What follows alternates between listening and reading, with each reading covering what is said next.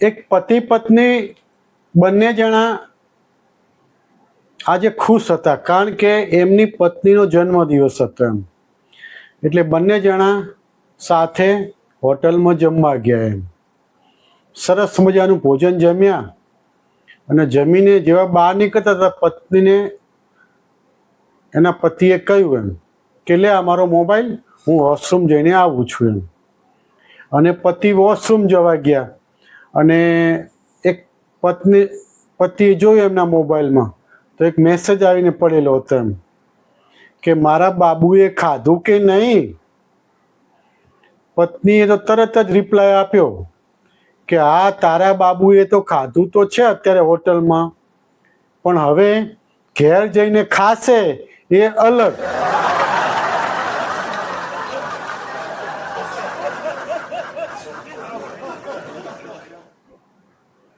એક પતિ અને પત્ની સરસ મજાના બેઠા બેઠા વાતો કરતા હતા એમ, અને અચાનક રસોઈની વાત નીકળી એમ.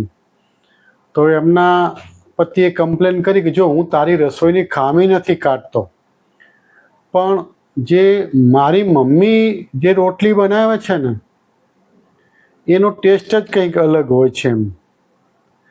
તો પત્ની કે તમારી વાત સાચી છે, હું વિરોધ નથી કરતી, પણ આપણે જે બા જે રોટલી બનાવે છે, પણ જે આપણે પપ્પા જે સરસ મજાનો એમને લોટ બાંધી આપતા હતા ને, જો એવો તમે લોટ બાંધી આપો મને તો એવી સરસ મજાની ટેસ્ટી રસોઈ એટલે કે રોટલી સરસ મજાની થાય.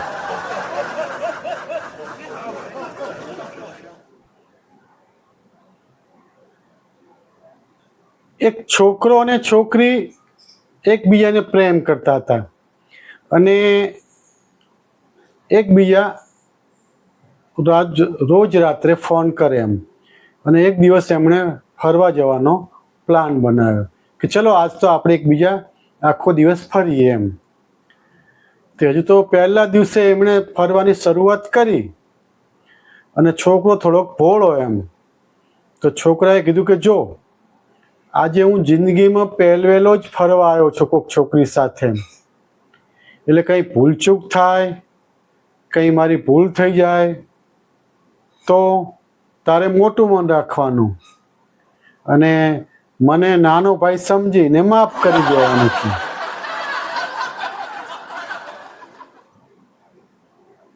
અમારે મગનલાલ છે ને, એક દિવસ એમને રજા હતી એમ, તો એ રોડ ઉપર આંટો મારતા હતા. આંટો મારતા મારતા આગળ જતા હતા અને એમ એક છોકરી એમને સામે મળી એમ. તો અમારા મગનલાલ બહુ ભોળા પાછા એમ, ધીમે કરીને હળવે કરીને છોકરી સામું આંખ મારી એમ. તો પેલી છોકરી થોડીક ખીજાઈ ગઈ અને કે તમને શરમ નથી આવતી કે તમે મારી સામે આંખ મારો છો, કે હું કઈ એવી આલતી ફાલતુ છોકરી છું, કે હું એવી ખરાબ છોકરી નથી. તો અમારા મગનલાલ કે સોરી બે મેડમ, તમારી વાત સાચી છે, તમે સારા ઘરના અને સંસ્કારી છો, પણ અમારી પણ ફરજ છે ને કે ચેક તો કરવું પડે ને કે કોણ કેવું છે એમ.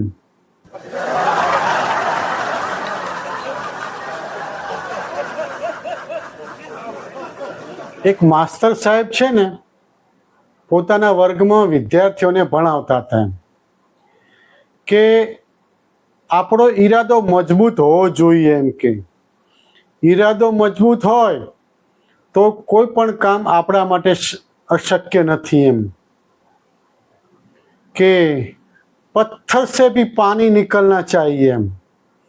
આપણામાં જુનૂન હોય તો પથ્થરમાંથી પણ આપણે પાણી કાઢી શકીએ. તો એક ચંદુ નામનો છોકરો હતો ને, એ કે સાહેબ તમે તો પથ્થરમાંથી પાણી નાખવાની વાત, પથ્થરમાંથી પાણી કાઢવાની વાત કરો છો ને, હું તો કે લોઢામાંથી પાણી કાઢી શકું એમ. તો શિક્ષક કે શું વાત છે, કેવી રીતે? તો ચંદુ કે હેડપંપથી એમ.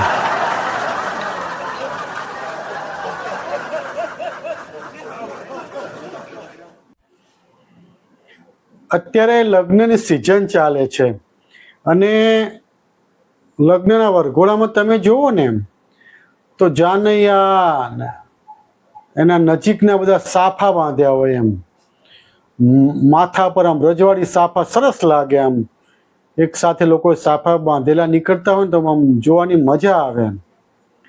પણ મેં એક એવું દ્રશ્ય પણ જોયું એમ કે 50-100 બાયું હતી ને એમ મહિલાઓ, એમણે પણ સાફા બાંધેલા એમ, અને એટલું સરસ દ્રશ્ય હતું, અને ડીજેના તાલે ઝૂમતા હતા બધા.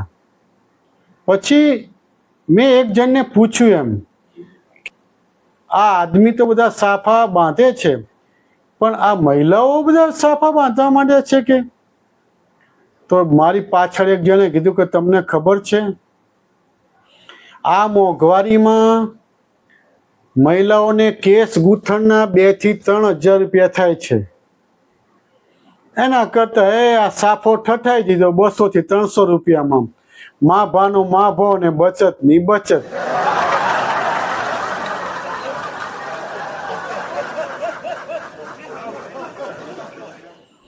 લોકો કહે છે કે જળ એ જ જીવન. આ પૃથ્વી પર ધીમે ધીમે પાણીના સ્ત્રોતો ઘટી રહ્યા છે, અને અમુક દેશોમાં તો પાણી માટે યુદ્ધ પણ થઈ રહ્યા છે. એમ કે એક પ્રોફેસર એમના વિદ્યાર્થીઓને કહી રહ્યા હતા એમ કે જો આપણે પાણી નહીં બચાવીએ ને તો પરિણામ ગંભીર આવશે એમ, અને ભવિષ્યમાં પણ આપણે પાણી માટે એકબીજા સામસામા લડાઈ કરતા હશું. તો એક વિદ્યાર્થી ચંદુ હતો, એ ઊભો થઈને કે હા સાહેબ તમારી વાત સાચી છે, અમારે વહેલો દૂધ આપવાવાળો જે દૂધવાળો હોય ને એ પણ આજ કહેતો હતો એમ કે પાણી કે બિના જીવન નિર્થક है, पानी है तो ज्यादा दूध है.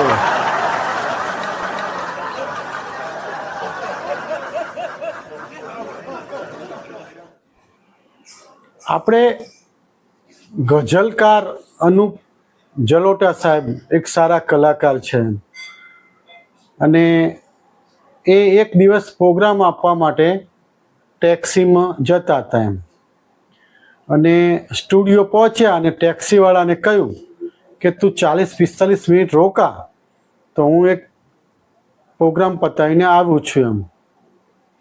તો ટેક્સીવાળો કે ના સાહેબ મારાથી નહીં રોકાવાય, કારણ કે મારે ઘેર જઈને અત્યારે અનુપમ જલોટા સાહેબનો પ્રોગ્રામ સાંભળવાનો છે. તો અનુપમ જલોટા સાહેબે તો પોતાની ઓળખાણ આપ્યા સિવાય ખુશ થઈ ગયા, અને એમણે ખિસ્સામાંથી 100 રૂપિયા આપવાના હતા એની જગ્યાએ 500ની નોટ આપી અને કહ્યું કે શાબાશ જા, કશો વાંધો નહીં, એમ કે એ તો હું બીજી ટેક્સી મંગાવી લઈશ. 500ની નોટ હાથમાં આપતા ડ્રાઈવર બોલ્યો કે સાહેબ કશો વાંધો નહીં, હું 45 મિનિટ નહીં, હું 2 કલાક રોકાઈશ તમતારે.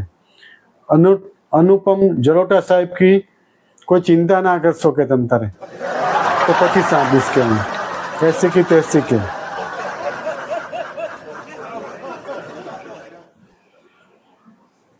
હું એક બગીચામાં બેઠો હતો અને શાંતિથી વિચારતો હતો, ત્યાં એક વ્યક્તિ આવ્યો એમ, અને આમ છાતી કાઢીને સીના તાન કે એમ કે देखो कि लोहे को लोहा काटता है और हीरे को हीरा काटता है, तुम समझो कि मेरी बात समझो. એ વ્યક્તિ મને આવું કહેતો હતો, અને એની પાછળથી એક કૂતરું આવ્યું અને એને કરડ્યું. તો મેં એને કહ્યું કે ભાઈ તારો ઉપદેશ રવા દે, लोहे को लोहा काटता है, हीरे को हीरे काटता है और कुत्ते को कुत्ता काटता है.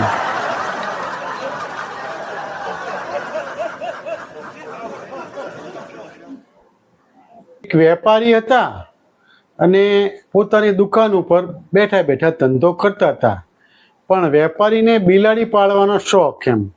તે દુકાનના ઓટલા ઉપર જ એમણે એક બિલાડી પાળેલી એમ, અને એક બહુ જૂનો પુરાણો વાટકો હતો, એમાં એ દૂધ આપતા હતા. અને એટલામાં એક પુરાતન વિદ્વાન જે જૂની વસ્તુઓના જાણકાર એ દુકાને કંઈક વસ્તુ લેવા આવ્યા અને એમણે જોયું કે બિલાડી એક જૂના વાટકામાં દૂધ પીવે છે, પણ આ વાટકો છે બહુ જૂનો છે અને એન્ટિક છે, એની કિંમત લાખોમાં થાય કેમ. તો એ પુરાતન વિશેષજ્ઞ જે વ્યક્તિ હતા એમણે કીધું કે બિલાડી આપવી છે તમારે કે? પેલા શેઠ કે ના ભાઈ ના, કે આ તો પાળેલી છે મારી. તો પણ પેલા પુરાતન વિશેષજ્ઞએ કહ્યું કે આ બિલાડીના તમને હું 20,000 રૂપિયા આપું કે. તો શેઠ કે કશો વાંધો નહીં, લઈ જાઓ બિલાડી એમ. તો 20,000 રૂપિયા આપી અને પેલા ભાઈ તો બિલાડી લઈ લીધી એમ. બિલાડી લઈ જતા એટલે તો પાછા આવ્યા ને શેઠને એમ કીધું કે હવે તમે બિલાડી તો વેચી નાખી જ છે કે, તો એક કામ કરો ને, આ વાટકો પણ મને આપી દો ને, બિચારી બિલાડી એમાં દૂધ પીશે. શેઠ કે ના રે ભાઈ ના, કે એ વાટકાના લીધે જ આ તમને 19મી બિલાડી મેં વેચી છે, એ વાટકાના લીધે તો આ બિલાડી વેચાય છે કે. મને પણ ખબર છે વાટકો શું છે એમ.